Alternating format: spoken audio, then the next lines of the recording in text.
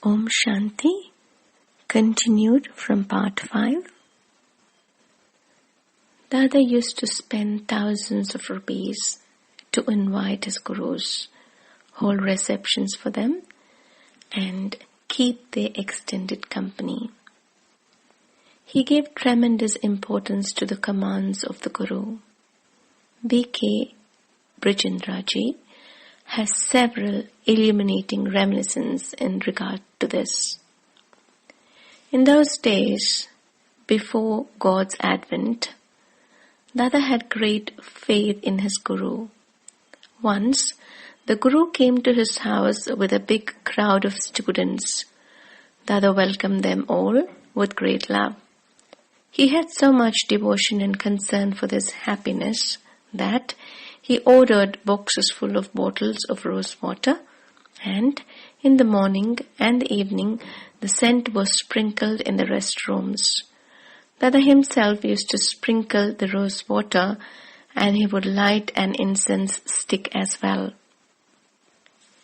He worried lest the Guru be disturbed during his period of rest. Not even a stray dog should interfere with the Guru's sleep, he felt. Dada paid someone especially to perform the duty of guarding the Guru's rest. Though there were no mangoes in the season at that time of the year, still Dada hunted ceaselessly until he located some, because he knew the Guru liked them. He always brought the mangoes without fail, though they cost him a small fortune per fruit. Dada obeyed even the slightest command of his Guru, regardless of the circumstance. Once, on the occasion of the name-giving ceremony for his grandchild, to which many famous personalities had been invited, Dada suddenly received a wire from his Guru that there was some urgent work for him and to come soon. Dada said to his wife Yashodaji, "Call off dinner and pack my clothes because I have to go." Yashodaji could not believe it. "How can you go away on such an occasion?"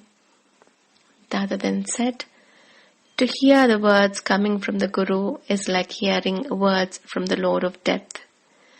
If death comes, could I tell him to wait by saying that today is the day of the naming of my grandchild?" After this, Dada went inside. Yashodaji gathered the family and made phone calls to all the friends and invitees, explaining that Dada had to leave to the town suddenly for some special reason.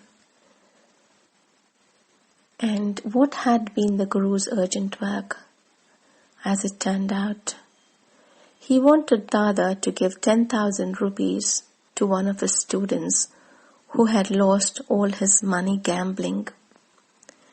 The stories about Dada's charitable activities could be multiplied, for there was no donor more selfless, although he had a strong competitor within his own family.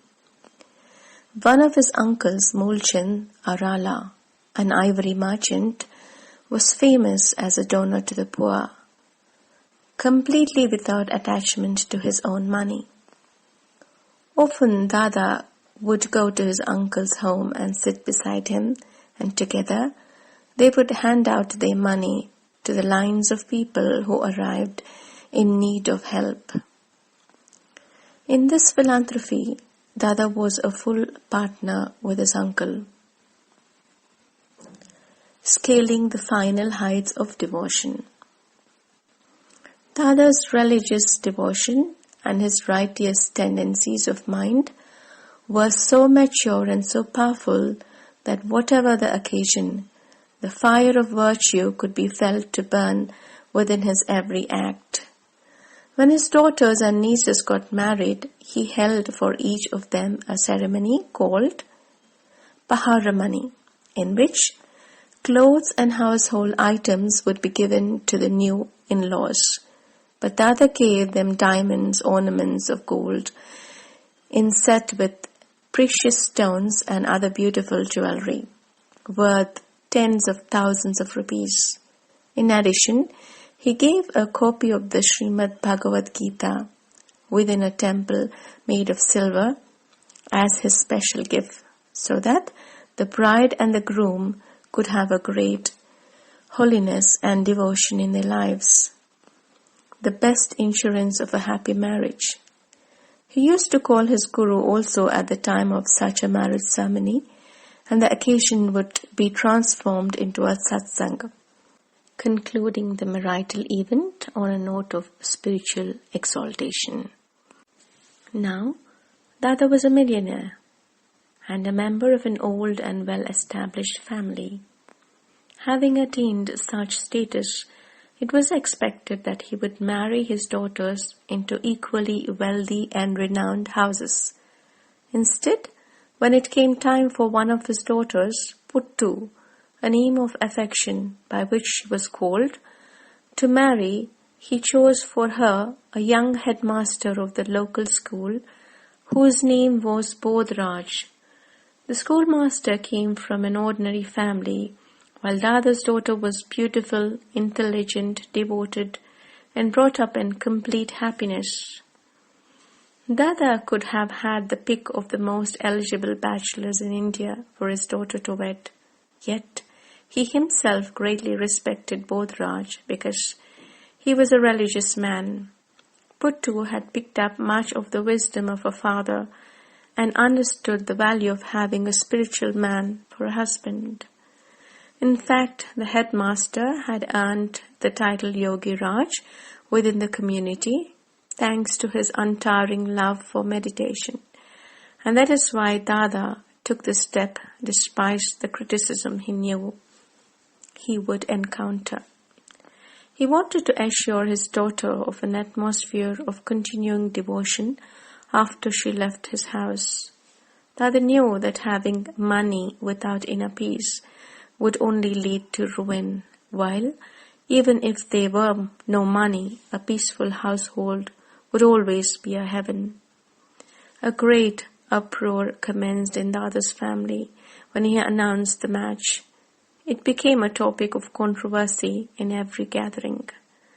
Why had Dada spoiled the family dynasty by marrying his daughter to such an outsider, one who acts more like a sannyasi than a householder?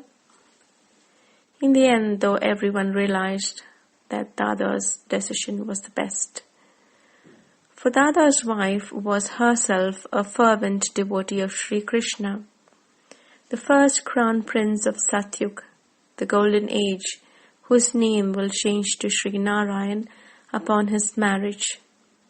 Hindus believe Sri Krishna to be God due to errors which crept into the Indian scriptures written 2005 years after Krishna's birth. Krishna is indeed divine, but he achieved his status after a previous life of study with the Supreme Soul, and the total victory over his sense organs and his mind.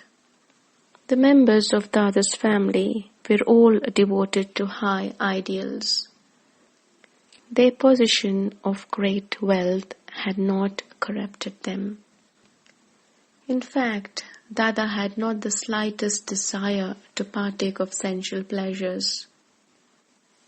The occasion of the marriage between Puttu and Bodhiraj has been depicted for us by one of the eyewitnesses to the event, B.K. Manohar Indraji, who is now a main teacher in Madhuban, Godly University headquarters. To be continued tomorrow. Om Shanti.